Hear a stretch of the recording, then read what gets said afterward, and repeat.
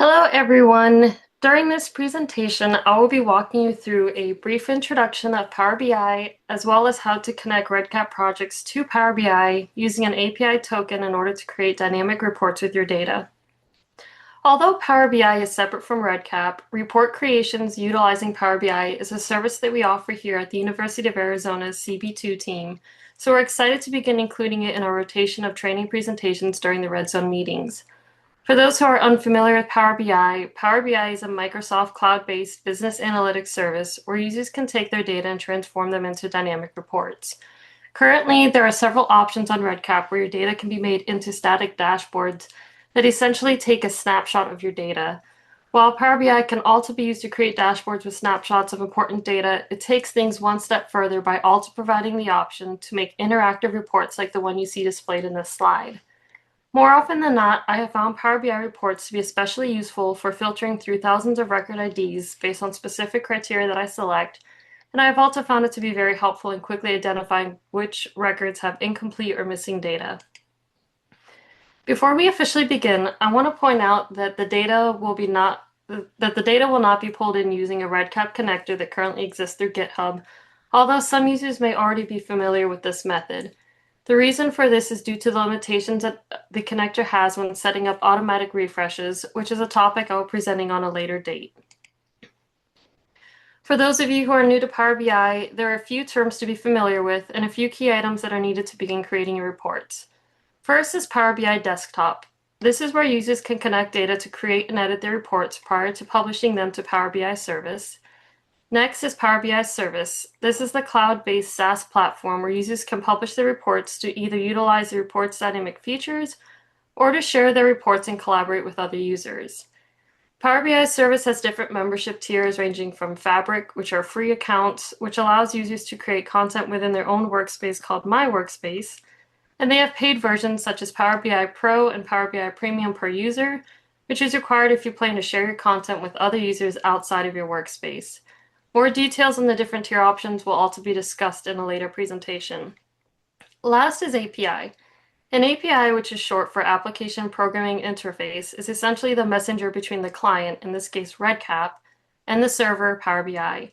For Power BI projects, we specifically use API tokens, which serves as the access control to the data and enhances security. To get started, users will want to download Power BI Desktop, which is the primary tool for creating and editing your reports. Power BI Desktop is free to the public, and it can be found on Microsoft's website or by Googling Power BI Desktop Download, or for some users, it can also be found in the Microsoft App Store right from your desktop. Power BI Desktop is only available to use on Windows. All other operating systems can use Power BI on the web through Power BI Service, but unfortunately, they will not have access to the desktop version. After you have downloaded Power BI Desktop, you will need to ensure you have API rights on REDCap, which brings us to the next part of this presentation.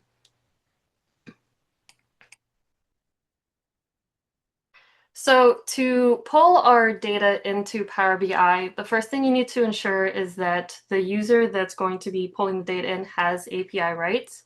So if you go to your projects page, on the left here under Applications, you'll see the option for user rights. You want to go to the user who needs the API rights and then select Edit User Privileges. And then from here, you can scroll down to ensure that the API export and import options are checked off next to API. If they are not, then check them off and select Save Changes. From here, that user will be able to click on the API option under Applications, and they'll see the option to generate an API token. Once a user has generated a token, if you go back to the user rights, you'll see that API token is now listed underneath their name, which gives you control over reviewing who has a token generated to access the data.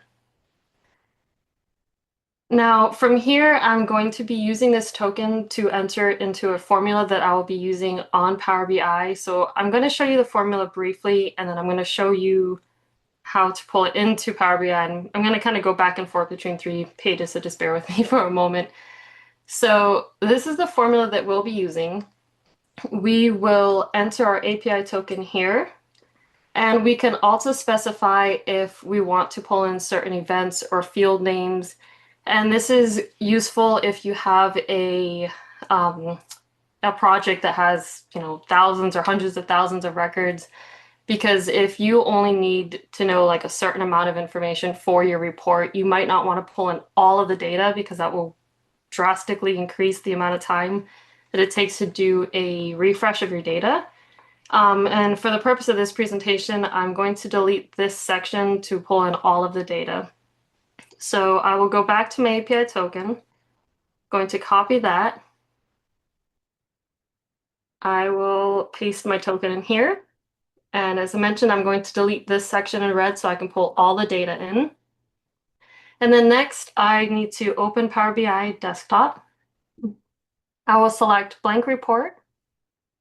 And I'm going to show you a bit about the interface, but first let me pull the data in to show you how to do that, and then I can show you how the data will look once it's in. So at the top here, I'll select Transform Data. I'm going to right-click to the left to create a new query and select Blank Query. Now the first step applied is going to be source, and as you can see, there's nothing here.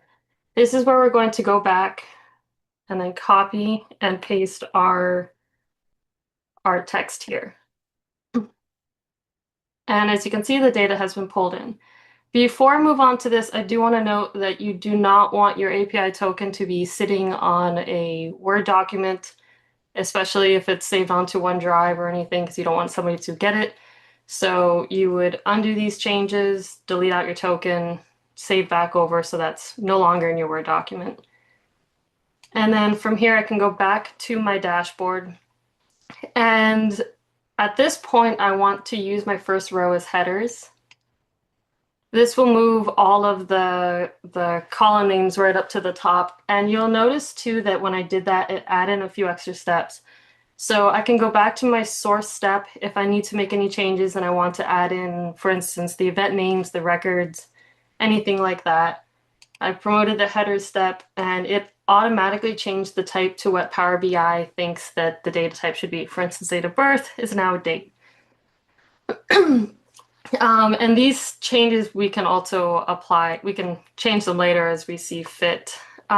Before I pull the data into Power BI officially after this, I do want to show you what this looks like on the REDCap side.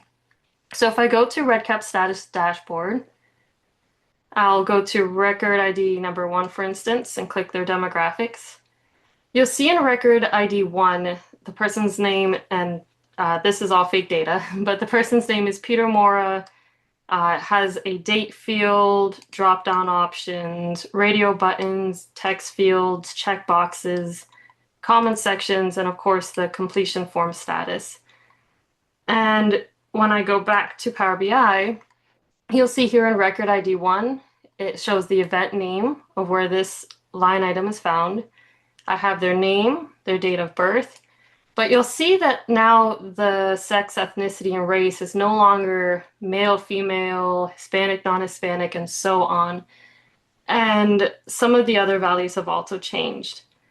From here, if you go to your code book, you'll see that on the back end, it was showing instead of male and female, it assigns these numbers 1 and 2, and that is what Power BI is pulling in. So when we go to edit our data, we can then specify if it says a 1, it's male, if it says a 2, it's female, and so on. And we can change this on Power BI side to whatever it is we want it to say to match the code book.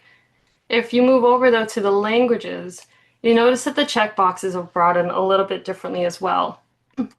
For here, if they had language 1 for Arabic, it shows a 1, 2 for Cantonese, 3 for English, and so on. But because this was a checkbox field, Power BI has now split it up into different columns. So if they checked the box, it will assign it a 1. If they did not check the box, it assigns it a 0.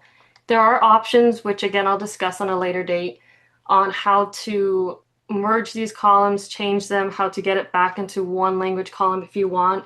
But the nice thing is because they're separated at this point, you can add in filters that will specify, I only want to know who speaks English, or Spanish or Arabic and so on. So it is nice that it splits this up how it is at the moment.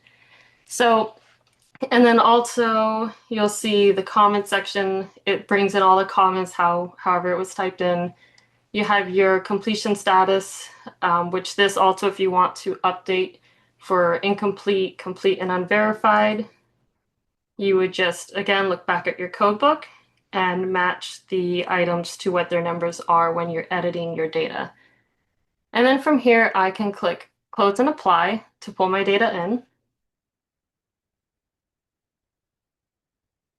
And the nice thing is that loaded relatively quickly. If you have a project that has thousands and thousands of records, that load time might take a little bit longer, which goes back to what I was saying before about maybe specifying certain events or fields.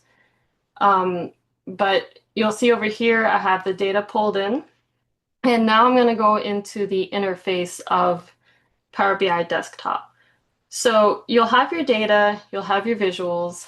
Your visuals have many options from bar charts, where you can select a bar chart, you can throw some data in, you can select pie charts, you can select matrices, there's search, text search options. There's also additional options that you can import for different things. Any visual you have on here, you can change the text, you can change the colors, you can change so many different things and create a lot of visual interactions, which I will be showing you shortly.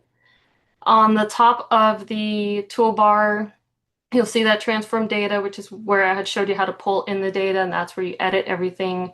You can get data from other resources such as SQL, SharePoint, all sorts of other Access fields.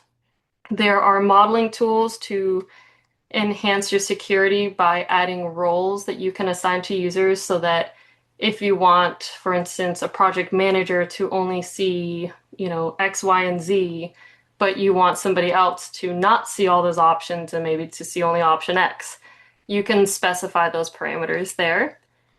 On the left option, you have your table view that also shows your data. From here, you can specify things like if you want your date of birth, for instance, to look a certain way, maybe like a certain format, you can specify that here, by month, day, year, month, day, whatever order you want it to be in.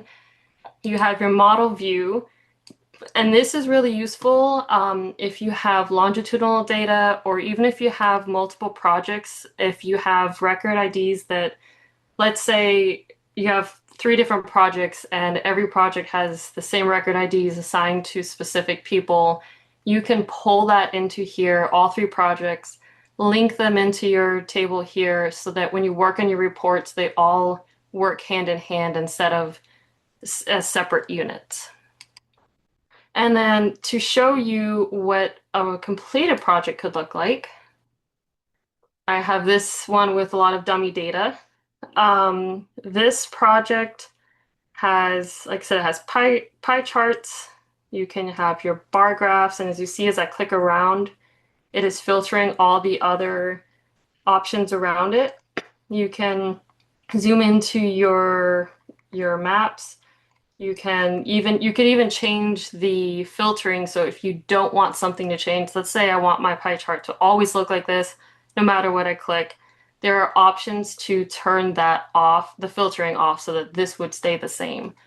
You can also create extra pages where you are clicking between data for things. Um, and yeah, I think that about sums it up for the moment. If anybody has any questions.